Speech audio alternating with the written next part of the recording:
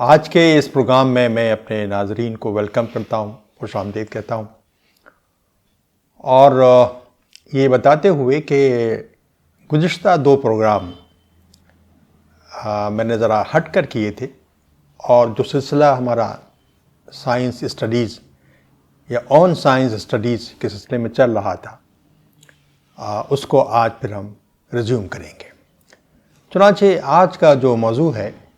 وہ on science studies and social change, science پر مطالعہ اور معاشرتی تبدیلیاں، یہ ہمارا موضوع آج کا ہے۔ اس پر ہم گفتگو کا آغاز کرتے ہیں۔ آپ کو یاد ہے کہ گزشتہ چند ایپیسوڈ میں جو سائنس اسٹڈیز سے متعلق تھے، یعنی جس میں science is boon and science is bane, یا یہ کہ سائنس ایک نعمت بھی ہے اور سائنس ایک وبال جان بھی ہے، اس پر ہم گفتگو کرتے رہے ہیں۔ چنانچہ جب سائنس کے سلسلے میں یہ بات سامنے آتی ہے کہ وہ نعمت تو ہے لیکن ساتھ میں وبال جان بھی ہے، اور اس کے پس منظر میں جو مباحث اٹھتے ہیں ان کے سلسلے میں بھی سائنسدانوں کا ایک نقطہ نظر یہ سامنے آتا ہے۔ وہ یہ کہتے ہیں کہ سائنس پر جو تنقید کی جا رہی ہے وہ اصل میں ان لوگوں کی طرف سے ہے جو بنیادی طور پر سائنس کرتے نہیں ہیں، they are not doing science. وہ لیبورٹری ورک، جو لیبورٹری کا جو فیز ہے سائنس کا، اس سے واقف نہیں ہے وہ لوگ۔ اور تو گیا سائنس کرنا اور سائنس سمجھنا، to know science and to do science, یہ ایک 2 الگ الگ چیزیں، ایسا لگتا ہے کہ یہ 2 چیزیں الگ الگ سی ہیں، اور واقعتاً ہے بھی ایسا ہی۔ یہ ضروری نہیں ہے کہ جو آدمی سائنس کر رہا ہے، یعنی جو لیب میں کام کرتا ہے، وہ سائنس سے واقف ہو۔ اچھا، اب یہ جو موضوع یہاں زیر بحث ہے اس کی تھوڑی وضاحت کے بعد یہ بات سمجھ میں آئے گی کہ knowing science and doing science میں کیا فرق ہے۔ دیکھیے، جب یہ کہتے ہیں کہ to know science, it means, اس کا مطلب یہ ہوتا ہے کہ سائنس کس طرح آپریٹ کرتی ہے، کون سے فیکٹرز ہیں جو سائنس کو ایک خاص رخ دیتے ہیں، وہ کون سے فیکٹرز ہیں کہ ایک خاص پروجیکٹ پر جن کو جو ادارے اسپانسر کرتے ہیں اس کے لیے فنڈنگ فراہم کرتے ہیں، اور کون سے مسائل حل کرنے کے لیے سائنس اپنی توجہ کو مرکوز کرتی ہے۔ یعنی یہ ڈیسیزن جو میکنگ ہے، ڈیسیزن میکنگ کا جو پروسیس ہے کہ کس رخ پہ کام کرنا ہے، کن پروجیکٹ پہ کام کرنا ہے، اور یہ چیزیں، یعنی جو پرابلمس ہیں، پرابلم کی چوائس جو ہے، یہ بنیادی طور پر یہ اس کا تعلق ڈوئنگ سائنس سے نہیں ہے، بلکہ اس کچھ اور فیکٹرز ہیں۔ کچھ اور فیکٹرز ہیں جو یہ ڈٹرمن کرتے ہیں کہ کس رخ پر کام کرنا ہے، کس پروجیکٹ پہ کام کرنا ہے۔ تو یہ جو فیکٹرز ہیں یہ اصل میں سوسائٹی ڈیسائیڈ کرتی ہے۔ میں آگے وضاحت کروں گا کہ ہے کیا معاملہ۔ اب میں ایک بات تھوڑی مثال دیتا ہوں آپ کو کہ یہ جو چھوٹے چھوٹے موٹر میکینکس ہوتے ہیں جو گلی کوچوں میں بیٹھے ہوتے ہیں، ہماری موٹر سائیکلز اور کاریں ٹھیک کرتے ہیں، یہ ان کو ٹھیک کرنا جانتے ہیں، but they don't know science. ان کے پیچھے سائنس کیا ہے، وہ کمبسشن انجن جو ہوتا ہے، how it works, how that produces energy, اس کی تھیوری سے واقف نہیں ہوتے، لیکن وہ میکینک ہوتے ہیں، اس کے لیے کسی قسم کی ڈگری کی ضرورت پیش نہیں آتی، صرف ایک آبزرویشن بیسڈ جو ان کی مہارت ہے وہ ان کو حاصل ہوتی ہے۔ تو ہم یہ کہیں کہ یہ جو سائنس یہ جو کر رہے ہیں، یہ they are not doing science, لیکن یہ بھی اس طرح کی ایک کام کر رہے ہوتے ہیں جو کہ سائنس سے متعلق ہے، but they are not knowing science. وہ سائنس نہیں جانتے، وہ سائنس نہیں سمجھتے کہ وہ سائنس کیا ہو رہی ہے۔ تو میرا کہنے کا مطلب یہ ہے کہ to do science and to know science, اور نو ان دا سینس کہ کون سے فیکٹرز ہیں جو سائنس کو میں کام کرنے کے لیے کسی کو متحرک کر رہے ہیں، یہ سائنسدانوں کو نہیں معلوم ہوتا، وہ صرف اپنی لیب میں بیٹھ کر کام کرتے ہیں، بہت چیزوں کو ان کا اندازہ نہیں ہو پاتا۔ اب سوال یہ ہے کہ یہ سائنسدانوں کا یہ اعتراض اس حد تک بجا ہے کہ they are not doing science, لیکن جس میدان میں یہ doing science and knowing science والا معاملہ کھڑا ہوتا ہے، یہ دونوں میدان الگ الگ ہیں۔ سائنسداں کا اپنے بارے میں تصور یہ ہے کہ جس میتھڈ کے ذریعے وہ جو سائنس کرتے ہیں وہ میتھڈ ایسا ہے کہ اس کے نتیجے میں جو چیز سامنے آتی ہے وہ بہت ہی پرفیکٹ ہوتی ہے، وہ صحیح ہوتی ہے، وہ حقیقت ہوتی ہے، سچائی ہوتی ہے، وہ ایک ایسی بات ہو ایسا کنکلوژن ہوتے ہیں جن میں بالکل نیوٹرل ہوتے ہیں، کسی کی طرفداری نہیں کر رہے ہوتے ہیں، اور وہ جو ہے گویا کہ جب ان کو اپلائی کہیں کیا جائے گا تو بغیر کسی ڈفرینسیشن کے، بغیر کسی یعنی وہ آفاقی طور پر اور عالمگیر سطح پر ان کی اپلیکیشن ممکن ہے، اور یہ بھی ہے کہ وہ قدروں سے آزاد ہوتے ہیں، ویلیوز کا ان پر کوئی اثر نہیں ہوتا، وہ نیوٹرل ہوتے ہیں، اور اپنے اثرات اور انطباق کے اعتبار سے وہ آفاقی اور عالمگیر ہوتے ہیں۔ یہ سائنسدانوں کا تصور ہے سائنس کے بارے میں۔ سائنسدانوں کا یہ خیال بھی ہے کہ سائنسی سرگرمیاں اصلاً خود مختار ہوتی ہیں، یعنی وہ کسی کے سامنے جواب دہ نہیں ہوتے، اور ان کی جو خود مختاری ہے اس کی حفاظت حکومت کرتی ہے، ریاست کرتی ہے۔ لیکن سچی بات یہ ہے کہ آج کل جو سائنس ہو رہی ہے اسے بڑے بڑے صنعتی و تجارتی ادارے اس کو اسپانسر کر رہے ہوتے ہیں، اور ظاہر ہے ان تجارتی اداروں کی اور اسپانسرز کی کچھ ترجیحات ہوتی ہیں۔ ہر انڈسٹری اننیسیسریلی ظاہر ہے کہ اسی ڈائریکشن میں انہی پروجیکٹ پر پیسہ خرچ کرے گی جس میں ان کی تجارت کو فروغ ملتا ہو۔ تو گویا سائنس ایسا نہیں کہ خود مختار ہو، بلکہ کچھ گورن کرتے ہیں کچھ ادارے، خاص طور سے وہ ادارے جو کہ فنڈنگ کر رہے ہوتے ہیں۔ پھر سائنسدان یہ بھی سمجھتے ہیں کہ سائنس کے ذریعے جو علم آ رہا ہوتا ہے اس کے ذریعے سے کائنات کے علم کے بارے میں ہمارے فہم میں اضافہ ہوتا ہے۔ لیکن سچی بات یہ ہے کہ جو سائنس ہم کر رہے ہیں، جو کی جاتی ہے، وہ اس کی دو فیکٹرز ہیں جو امپورٹنٹ رول پلے کرتے ہیں۔ ایک تو ڈیفنس یعنی ملٹری کی جو ضروریات ہیں وہ، اور پھر تجارتی سرگرمیاں۔ یہ چیزیں جو ہیں ہماری سائنس کو اسپانسر کر رہی ہوتی ہیں، اور ہمیں جو علم ہمارا جو اضافہ ہوتا ہے سائنس کے ذریعے سے، بنیادی طور پر ان چیزوں کو سامنے رکھتے ہوئے ہوتا ہے، ڈیفنس سے متعلق ہوتا ہے، اور انڈسٹریل جو انٹرسٹ ہوتے ہیں لوگوں کے ان کے بارے میں، اور بزنس انٹرسٹ ہوتے ہیں ان کے بارے میں علم میں اضافہ ہوتا ہے۔ تو یہ بات بہت زیادہ صحیح نہیں ہے کہ سائنس کے ذریعے ہمارے کائنات کے بارے میں ہمارا علم میں اضافہ ہو رہا ہے۔ ایک اور چیز ہے جو ہم بڑے جوش و خروش کے ساتھ پڑھتے آئے ہیں، سنتے آئے ہیں کہ سائنس از فار سائنس سیک، یعنی سائنس برائے سائنس ہوتی ہے۔ سائنس گویا کہ خود ایک مقصد ہے، وہ کسی اور مقصد کے تحت اس پہ ہم کام نہیں کرتے، بلکہ خود ایک مقصد ہے، اور اس کے نتیجے میں گویا کہ یہ جو سائنس ہے بنیادی طور پر کچھ خاص لوگوں کے لیے ہے، عام لوگوں کے لیے نہیں ہے۔ عام لوگ اس کو سمجھ بھی نہیں پاتے، اور اس کو یہ خاص ہی لوگ سمجھ سکتے ہیں۔ دوسرے ایک بارے میں یہ بھی ہے کہ یہ کسی کے سامنے جواب دہ نہیں ہے۔ غلطیاں اس کے اندر ہو سکتی ہیں، لیکن غلطیوں کو بھی ٹھیک کرنے کا اس کا ایک اپنا میکینزم ہے جو خود بخود آہستہ آہستہ کچھ وقت گزرنے کے بعد ان غلطیوں کو ٹھیک کر دیتا ہے، واضح کرتا ہے کہ یہ غلطیاں گویا کہ ہوئی ہوں گی۔ دوسرے یہ کہ جو مقامی اور جو ثقافتی جو میلانات ہیں وہ ان سے سائنس ان سے ماورا ہوتی ہے، اور اس کو سرکاری سرپرستی حاصل ہوتی ہے۔ یہ سائنسدانوں کا خیال ہے، لیکن صحیح بات یہ ہے کہ جمہوری معاشرے جو ہوتے ہیں، یا وہ ممالک جہاں جمہوریت بہت مستحکم ہے، مضبوط ہے، وہاں پر سائنسدانوں کا یہ سٹینڈ چلنا مشکل ہے۔ وجہ اس کی یہ ہے کہ یہ جو سائنس کی جاتی ہے، سائنس میں جو وسائل لگتے ہیں، جو پیسہ لگتا ہے، یہ آتا پبلک سے ہی ہے، اور جمہوری معاشروں کے اندر اوپننس ہوتی ہے، یہ عام لوگوں کو یہ حق پہنچتا ہے کہ یہ پوچھیں کہ یہ چیز یہ پیسہ کہاں خرچ ہو رہا ہے، کن چیزوں پر خرچ ہو رہا ہے۔ یہ ظاہر ایک جمہوری معاشروں کے اندر یہ چیز اوپن ہوتی ہے، اور لوگوں کو سوال کرنے کا یہ حق پہنچتا ہے۔ آپ یہ کہہ کر کہ یہ خاص لوگوں کے لیے ہے اور یہ عام آدمی کو سمجھ میں نہیں آئے گا، یہ کہہ کر آپ اپنی خود مختاری کو مینٹین نہیں کر سکتے۔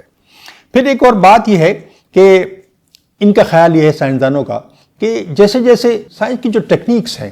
اس کی جو نزاکتیں ہیں، جب ان کو لوگوں کو اس کا علم ہو جائے گا، اور جن چیزوں کو اس وقت ہم مخفی رکھنا چاہ رہے ہیں، خفی چیزیں ہیں، ان کا جب یہ چیزیں پاپولر ہو جائیں گی تو لوگوں کو سائنس سمجھ میں آ جائے گی کہ سائنس انفیکٹ ہے کیا۔ لیکن مسئلہ یہ ہے کہ سائنس میں بہت سے مسائل اخلاقیات کے بھی ہوتے ہیں، بہت سے رسکس ہوتے ہیں، بہت سے ہیزارڈس ہوتے ہیں۔ اب محض اس بنا پر کہ سائنس بہت بڑی نعمت ہے اور یہ ہر آدمی کی سمجھ میں نہیں آئے گی، ان چیزوں پر عوام یقین نہیں کریں گے۔ وہ پوچھیں گے آپ سے، جب ان کے مسائل سامنے مسائل کھڑے ہوں گے کسی ریسرچ کے نتیجے میں، تو وہ سوال کریں گے اور وہ پوچھیں گے اور وہ چاہیں گے کہ ہمیں بتایا جائے کہ یہ مسائل ہیں کیا، یہ کیوں ہو رہے ہیں، اس طرح کی سائنس کے نتیجے میں یعنی یہ مسائل ہمارے سامنے کیوں آ رہے ہیں، کیوں ہیزارڈیس ہے سائنس، کیوں ہزار سامنے آ رہے ہیں، وغیرہ وغیرہ۔ تو یہ کسی بھی معاشرے کے اندر یہ اس سوال کا جواب چلنے والا نہیں ہے آج کل کہ آہستہ آہستہ جب سائنس زیادہ پاپولر ہو جائے گی تو لوگوں کی سمجھ میں آ جائے گا۔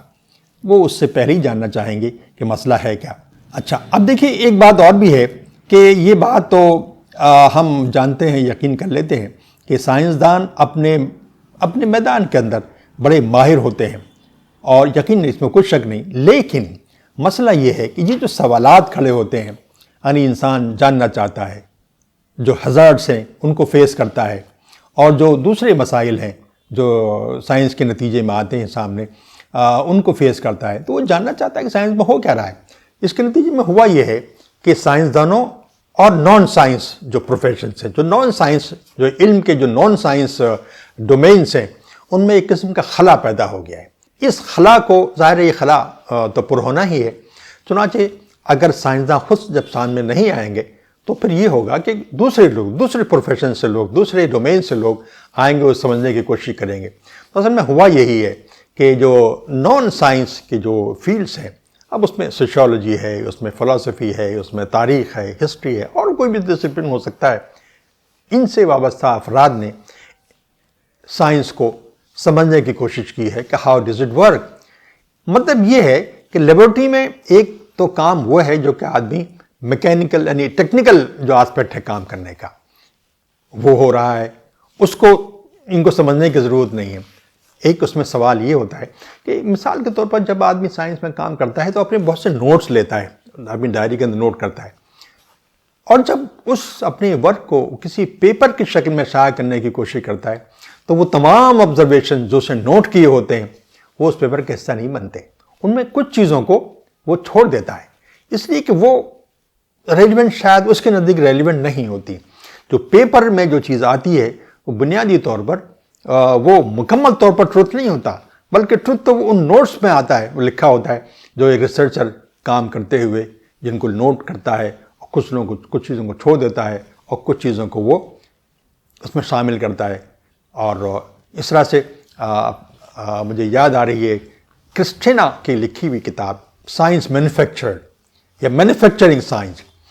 یعنی science being manufacture, science not being created, science being manufactured. یہ ایک مختلف طرح کے کام ہمارے دور میں ہوئے ہیں سائنس کے موضوعات پر، اس میں سے ایک یہ تصور بھی ہے کہ سائنس کو مینوفیکچر کا مطلب یہ کچھ خاص آبجیکٹیوز ہیں جن کو حاصل کرنے کے لیے سائنس کی جا رہی ہے۔ یہ بھی اسی آسپیکٹ کا گویا کہ ایک پہلو ہے۔ تو یہ جو میں نے عرض کیا کہ سائنس اور نان سائنس کے بیچ میں جو خلا پیدا ہو گیا ہے، اس خلا کو پر کرنے کے لیے جو لوگ سامنے آئے ہیں انہوں نے سائنس کی اسٹڈیز کی ہیں، یعنی سائنس کی اسٹڈیز مطلب یہ کس ڈائریکشن میں سائنس گرو کر رہی ہے، کیوں گرو کر رہی ہے، کیسے گرو کر رہی ہے، فنڈنگ کس کو ہو رہی ہے، کن میدانوں میں فنڈنگ زیادہ ہو رہی ہے، کون سے آبجیکٹیوز ہیں جن کے لیے فنڈنگ کی جا رہی ہے، وغیرہ وغیرہ۔ تو یہ اس انسانوں کے آبادی کے اس حق کو پورا کرنے کے لیے، حق کو ادا کرنے کے لیے کہ سائنس کے جو مختلف مسائل پیدا کیے ہیں وہ مسائل فیکٹ ہیں، تو وہ کس بنا پر ہو رہے ہیں، کیوں ایسے مسائل کھڑے ہو رہے ہیں، ان کو انسان نے جاننا چاہا ہے۔ سائنسداں خود اس میں ہیلپ نہیں کرتا، تو یہ جو ایریاز ہیں مختلف سوشل سائنس کے اور سوشیولوجی کے اور فلسفی کے اور ہسٹری کے، یہ جو ہیں یہ لوگ جو ہیں وہ سامنے آتے ہیں اور پھر سائنس کا مختلف آسپیکٹ سے مطالعہ کرتے ہیں۔ تو بنیادی طور پر اس کے پس منظر میں یہ وہ مسائل ہیں جو سائنس نے کریٹ کیے ہیں ان کو جاننا چاہا ہے۔ اس میں نہ تو سائنس ہیلپ کرتی ہے اور نہ سائنسداں ہیلپ کرتے ہیں، تو چنانچہ یہ نیا گروپ ایک سامنے آیا ہے، اور جو کچھ اس نے کام کیا ہے اس کو ہم نے سائنس اسٹڈیز کا نام دیا ہے۔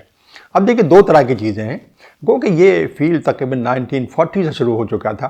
لیکن اٹ گین پرومیننس جب برطانیہ کا پرائم منسٹر ہیرالڈ ولسن تھے. انہوں نے اس کو باقاعدہ ایک ڈسپلن کی طرح سے یعنی اس کو ریکگنائز کیا اور اس کو انکریج کیا. اس تاریخ میں انہی کا نام آتا ہے. برطانیہ سے شروع ہوا اور بڑے جوش و خروش کے ساتھ شروع ہوا. اب یہ دو طرح کی چیزیں، اس میں دو رویے سامنے آئے. ایک تو یہ کہ ایک باقاعدہ ڈسپلن کی حیثیت سے یونیورسٹیز میں اس کی چیئرز قائم ہوئیں، اور آپ ویسٹرن یونیورسٹیز میں سائنس اسٹڈیز کے نام سے یا اسٹڈیز آن سائنس کے نام سے آپ کچھ پوسٹ دیکھیں گے، پروفیسرز دیکھیں گے وغیرہ وغیرہ. لیکن ہمارے یہاں بر صغیر میں، خاص طور سے ہندوستان میں، یہ کوئی ڈسپلن نہیں بنا بلکہ موومنٹ بنی. ایسے لوگ سامنے آئے جنہوں نے سائنس کے ان ہیزارڈ سے لوگوں کو متعارف کرایا اور اس کے لیے موومنٹ چلائی. اس میں بہت بڑا نام ڈاکٹر وندنا شیوا کا آتا ہے جنہوں نے یہ کام کیا، اور وہ شی بیکیم ویری پرومیننٹ. اور یا پھر اسی طرح کا کام ایک ملیشیا کے انکل ادریس کا نام آتا ہے انہوں نے بھی یہ کام کیا تھا کہ ان لوگوں نے موومنٹ کے ذریعے سے ایک موومنٹ چلائی باقاعدہ، اور لوگوں کو بتانے کی کوئی کوشش کی، اور بڑی منظم کوشش کی کہ سائنس کی یہ ہزارڈس ہیں، یہ سائنس کر رہی ہے، اس سے یہ نقصانات ہیں وغیرہ وغیرہ. تو یہ سائنس اسٹڈیز اس طرح سے ڈسپلن گویا کہ اس نے جنم لیا. اب اس سلسلے میں ایک بات یہ سمجھیے کہ اس ڈسپلن میں مادے اور مادے کے مظاہر، میٹر اور میٹر کے جو مینیفیسٹیشنس ہیں ان کا مطالعہ نہیں ہوتا، بلکہ how this science is progressing, how it is moving, in which direction is moving and why it is moving, why this direction being chosen. اس طرح کے سوالات پر بحث ہوتی ہے. تو آپ ایک بات تو واضح ہے کہ اسٹڈیز آن سائنس کا جو ڈسپلن اب قائم ہوا ہے، بنیادی طور پر اس کا ایک سوشل کنسرن ہے جس کی بنا پر یہ ڈسپلن گویا کہ اس کا ڈیولپمنٹ ہوا ہے، اس کا ارتقا ہوا ہے. یعنی جو سوسائٹی میں جو مسائل کھڑے ہوئے ہیں ان کو سمجھنے کی کوشش اس کا پس منظر ہے. گویا سائنس اسٹڈیز ایک سوشل کنسرن کا مسئلہ ہے، اور اسی بنا پر یہ ڈیولپ ہوا ہے، اسی بنا پر یہ پاپولر ہوا ہے. اور یہ بھی آپ سمجھ لیجیے کہ سائنس نے جو مسائل کھڑے کیے ہیں، یعنی سائنس کے، یہ تو ہم سب جانتے ہیں کہ سوسائٹی میں چینج لانے کا بہت بڑا ذریعہ بن چکی ہے. یہ سائنس یہ پازیٹیو بھی ہوتا ہے اور نگیٹو انداز کا بھی ہوتا ہے. تو جو ڈائنامکس آف چینج ہے، ڈائنامکس آف سوشل چینج ہے، اس میں science is becoming more and more important today. اب سوال یہ ہے کہ یہ جو سائنس اسٹڈیز ہے اس کا رول کیا ہے؟ ہم نے دیکھا کہ سائنس کے جو اثرات سوسائٹی پر پڑے اس کے بہت سے نگیٹو اثرات تھے. اصل میں اسٹڈیز آن سائنس جو ہے وہ یہی اسرٹین کرتی ہے کہ یہ کن ڈائریکشن میں جاننے کی کوشش کرتی ہے کہ کن ڈائریکشن میں جب سائنس کام کرتی ہے اٹ بیکمز ہیزارڈیس. یہ ہزارڈ ہوتی ہے پبلک کے لیے، انسانوں کے لیے. اور یہ پہلے سے یعنی گویا کہ لوگوں کو اویئرنیس بڑھانے کے لیے، گویا سائنسدانوں کو بتانے کے لیے کہ یو آر بینگ واسڈ. ایسا نہیں ہے کہ آپ جو چاہیں آپ کام کرتے رہیں. There are people who are working with academic strength کہ آپ جو کام کر رہے ہیں اس کا امپیکٹ معاشرے پر کیا پڑنے والا ہے. تو دیکھیے، میں گفتگو اپنی ختم کروں گا، اور ختم کرتے ہوئے یہ بتانا چاہوں گا کہ ایک زمانہ تھا جس میں سائنس کا استعمال، یعنی جو ٹیکنیکل سائنس ہے، سائنس کے جو ریزلٹس ہیں ان کو ہم ہمارے معاشروں میں، جو مسلم معاشرے ہیں اس میں ہم کرتے یہ تھے کہ کچھ مذہبی جو اسٹیٹمنٹس ہیں، جو قرآنک اسٹیٹمنٹس ہیں ٹو سے، ان کو ہم سائنس کے ذریعے جسٹیفائی کرتے تھے، اور ہم سمجھتے تھے کہ سائنس کا بہت بڑا یہ کردار ہے. لیکن اب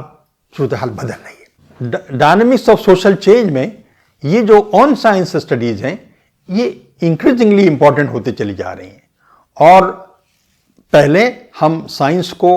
اپنے بعض چیزوں کو جسٹیفائی کرنے کے لیے استعمال کرتے تھے، اب سوشل چینج کے لیے استعمال کرتے ہیں. مذہبی طور پر پہلے اس کا ریلیونس اتنا نہیں تھا، اب اس کا ریلیونس بہت بڑھتا جا رہا ہے. یعنی اگر مذہب سوشل چینج کی ایک ذریعہ ہے، اور یقیناً کچھ مذاہب پہ یقیناً ہیں، اس میں خاص طور سے اسلام جو ہے، اسلام سوشل چینج چاہتا ہے،